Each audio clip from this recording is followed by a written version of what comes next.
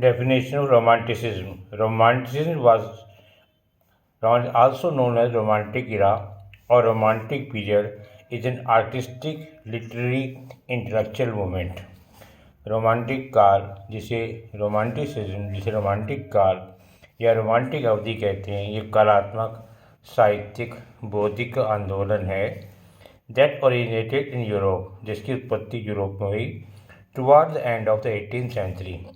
18वीं शताब्दी के अंत में यूरोप से ही रोमांटिक युग का शुभारंभ हुआ and was at its peak in the approximate period from 1800 to 1850, और ये 1800 से 1850 की अवधि में अपने चरम पर पहुंचा।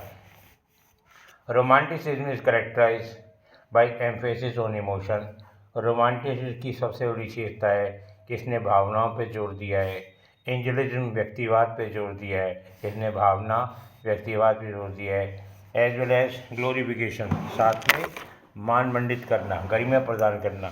ये बात ध्यान रखो पहली बात कि इसमें इमोशन पर जोर दिया गया है, इसमें व्यक्तिगत की भावना पर जोर दिया गया है, साथ साथ इसमें महिमा मंडित किया गया है इसको, अतीत को और प्रकृति को। ये खास 3 लक्षण याद रखो। फिर देखो, नंबर 1 भावना पे जोर देना, व्यक्तिवाद पे जोर देना।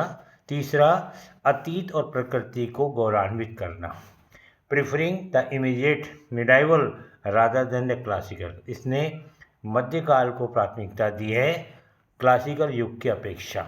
It's a reaction to the ideas of industrial revolution. ये एक क्रांति है औद्योगिक विचारों की। The aristocratic social and political norms of the age of the 18th and the scientific rationalization of nature. प्रकृति के वैज्ञानिक तार्किकरण और प्रभुत्व के युग के, ज्ञानवर्धक युग के सामाजिक राजनीतिक जो सामंतवादी सोच है उसकी एक प्रतिक्रिया है। द मीनिंग ऑफ रोमांटिसिज्म, जो रोमांटिसिज्म का अर्थ है, हैज़ चेंज, ये बदल गया है।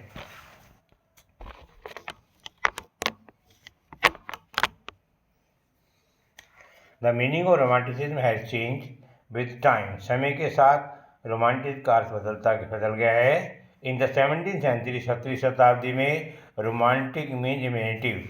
17वीं शताब्दी में रोमांटिक का मतलब था कल्पनाशील, fictitious, due to the birth of the new literary generation. तो एक नई साहित्यिक पीढ़ी का जन्म हो रहा था। द नावल व उपन्यास, ये मेन ध्यान रखो कि उस उपन्यास की उत्पत्ति रोमांटिक काल की 17वीं शताब्दी हुई, जो कल्पना पर आधारित है। Novel that is to see text of fiction, ये परिकल्पना पर है, अनरियल स्टोरी है, काल्पनिक है, based on imagination. Written in vernacular, इसे स्थानीय भाषा में लिखा गया, प्रांतीय भाषा में। रोमांस लैंग्वेज, रोमांस की भाषा में लिखा गया, as oppose to religious text written Latin. जैसा पहले लेटिन में धार्मिक ग्रंथ लिखे जाते थे, उसके कहीं विपरीत इसे क्षेत्रीय भाषा में, रोमांटिक भाषा में नावलों को लिखा गया। ये बहुत बड़ा परिवर्तन है। इन द 18th सेंचुरी, 18वीं शताब्दी में romanticism eclipsed by the age of enlightenment. कहते हैं 18वीं शताब्दी में रोमांटिक जो है लुप्त हो गया प्रभुत्व के ज्ञान से। Where everything is perceived through the prism of science and reason, जहाँ हर चीज़ को विज्ञान और तर्क की शक्ति से तोला जाता था। 18वीं शताब्दी के दौर में जब प्रभुत्व का युग था, जब विज्ञान का डोमिनेंस था, जब लॉजिक का डोमिनेंस था, तो रोमांटिक काल जो है उसने अपनी चमक खो दी, डिक्लाइन हो गया, पतन हो गया। इन द 19th सेंचुरी, 19वीं शताब्दी में रोमांटिक मीन्स सेंटिमेंटल। 19वीं शताब्दी में रोमांटिक मतलब था भावात्मक, इमोशनल। लिरिसिज्म गीत में, and the expression of personal emotions, व्यक्तिगत भावनाओं की व्यक्ति आर एम्फसाइज। कहते हैं कि 19वीं शताब्दी में रोमांटिक का मतलब था भावनात्मक रूप से गीत में होना, व्यक्तिगत भावनाओं की अभिव्यक्ति को महत्व देना। ये ध्यान देखिए, खास बात ये इन पर जोर दिया गया। फीलिंग एंड सेंटिमेंट्स, भावनाएं और जो है संवेग are very much present in romantic work. Romantic काल में सबसे ज़्यादा महत्व फीलिंग और सेंटिमेंट्स को दिया जाता है। Thus so many things are called romantic, इसलिए बहुत सी चीज़ों को रोमांटिक कहा गया। that it is difficult to see the common point between the novels by Victor Hugo, the painting by Eugene, or the music by Ludwig. कहते हैं इनके मध्य उस काल में बहुत कठिन था समानता ढूंढना, विक्टर ह्यूगो लिखे गए उपन्यासों को, यूजिन की बनाई चित्रकला को और लुडविग के संगीत में अंतर करना मुश्किल था। Romantic is not limited to one country. Romantic काल किसी एक देश की परिसीमा तक सीमित नहीं है। It was international vision world. ये संसार एक अंतर्राष्ट्रीय दृष्टांत या दृश्य है। The romantic international started in Germany. Romantic अंतर्राष्ट्रीय रूप से इसकी शुरुआत जर्मनी से हुई। At the end of the 18th century, 18वीं शताब्दी के अंत में जर्मन से शुरू हुआ।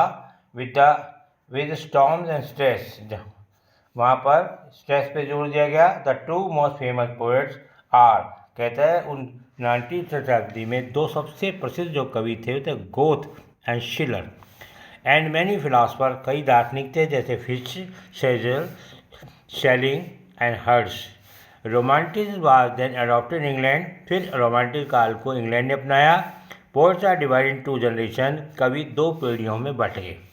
फर्स्ट जनरेशन, पहली पीढ़ी के कवि हैं विलियम ब्लैक, विलियम वर्ड्सवर्थ और सैमुअल टेलर कॉलरिज। ये बहुत इंपॉर्टेंट है, कॉम्पिटिशन पॉइंट में ध्यान रखना कि रोमांटिक काल की अग्रणी पीढ़ी के कवि हैं विलियम ब्लैक, विलियम वर्ड्सवर्थ और सैमुअल टेलर कॉलरिज। और सेकेंड जनरेशन, दूसरी पीढ़ी कवि हैं George Byron, PB Shelley, John कीट। ये बहुत इंपॉर्टेंट हैं, आपका स्कोरिंग है, कॉम्पिटिशन ध्यान रखना। पहली पीढ़ी कवि हैं William Blake, William Wordsworth, Samuel Taylor Coleridge. और दूसरी पीढ़ी के रोमांटिक काल कवि हैं George Byron, PB Shelley, John Keats. Romanticism reached France at the beginning of 19th century. 19वीं शताब्दी के प्रारंभ में रोमांटिक काल फ्रांस में पहुंचा। इट वॉज अ रिन्यूअल, ये एक नवीनीकरण था। एवोल्यूशन एंड आर्टिस्टिक फॉर्म, कलात्मक रूप से क्रांति थी। लाइक इन पेंटिंग, जैसे चित्रकला में, लिटरेचर साहित्य में, थिएटर रंगमंच में। यानी क्रांति आ गई 3 क्षेत्रों में, कलात्मक रूप से पेंटिंग में, लिटरेचर में और साहित्य में। In Germany and Russia, German Russia में romanticism created the national literature. वहाँ रोमांटिसिज्म ने एक राष्ट्रीय साहित्य का निर्देशना कर दी। It influence the whole vision of the art. इसने कला के पूर्ण परिप्रेक्ष्य को वह प्रभावित किया। It was also the origin of contemporary idea. तब समकालीन विचारों का विकास हुआ। मॉडर्न रियलिज्म, आधुनिक व्यक्तिवाद, विजन ऑफ नेचर, प्रकृति का दृष्टांत, vision of the work of art, कलात्मक कार्यों की अनुभूति, एज एन आइसोलेटेड, जो जिन्हें अब तक पृथक माना जाता था। पॉलिटिकल डायमेंशन, यानी बर्थ ऑफ रोमांटिसिज्म का जन्म। Romanticism represent a break with the universal outlook of the enlightenment. प्रभुत्व के नए सार्वभौमिक दृष्टिकोण से रोमांटिसिज्म एक ब्रेक है। रीजन इज समथिंग यूनिवर्सल, तर्क एक जो है सर्वव्यापी है। And the English temperament found in models in classical France. और इंग्लिश का जो है एनलाइटनमेंट, प्रभुत्व जो है, इसके मॉडल पाए जाते हैं क्लासिकल फ्रांस और रोम में। फिर देखिए, प्रभुत्व के जो है जो तर्क जो है यूनिवर्सल रूप में पाया जाता है मॉडल रूप में क्लासिकल फ्रांस और रोम में। The all persons are equal, सब व्यक्ति समान है, ये खास बिंदु रखिए। रोमांटिक काल का मेन पॉइंट यही है, इसमें समता का महत्व दिया है। Because there are all reasonable, सब उचित है, वाजिब है। The French revolution was characterized by universalistic ideas. फ्रांसीसी क्रांति से सार्वभौमिक विचारों का जन्म हुआ। As well man are created equal, क्योंकि सब व्यक्तियों को समान माना गया। It correspond to the philosophy of the enlightenment, ज्ञान की विचारधारा आई। The nations turn out of the social contact. It means का मतलब है you are free to choose, आप चुनने के लिए स्वतंत्र हैं। To belong one nation other, आप किस राष्ट्र को पसंद करते हैं, आपकी प्राथमिकता है। There is a difference between the first generation poet, पहली पीढ़ी के कवियों में, रोमांटिक कवियों में अंतर है। Poet British poets are rather progressive, close to dissension. जो अंग्रेज कवि हैं वो प्रगतिवादी हैं और वो वे मतभेद के ज़्यादा समीप हैं। French revolution was full of the hope of equality.